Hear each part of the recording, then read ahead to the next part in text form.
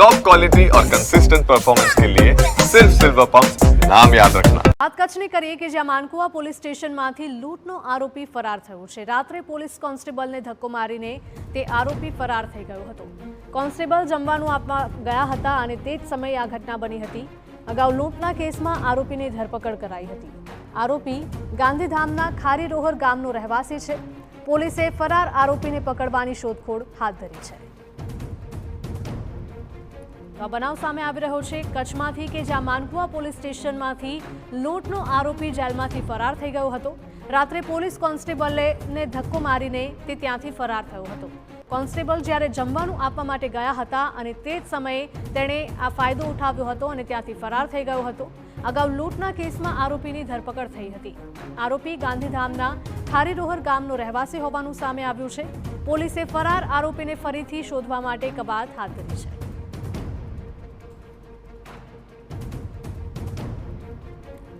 સંવાદદાતા નીતિન જોડાયા છે અમારી સાથે વધુ વિગતો સાથે। નીતિન, જણાવશો કે આ ઘટના કચ્છમાંથી સામે આવી રહી છે કે જ્યાં જેલમાં આરોપી હતો પરંતુ પોલીસને ધક્કો મારીને તે ફરાર થઈ ગયું છે। જી, ગઈકાલે રાત્રે જે ભુજ તાલુકાના માનકુવા પોલીસ મથકમાં જે લૂંટનો આરોપી જે છે તે ફરાર થઈ ગયો હતો। જે આરોપીની ઓળખ છે તે ગાંધીધામ તાલુકાના ખારીરોહર ગામના રહેવાસી ઉમર ઉર્ફે શકીલ હુસેન કટિયા તરીકે થઈ હતી। માનકુવામાં થોડા દિવસ પહેલા લૂંટની ઘટના બની હતી। તે કેસમાં આ જે આરોપીને જે છે તે પોલીસ મથકમાં જે લોકઅપમાં રાખવામાં આવ્યું હતું।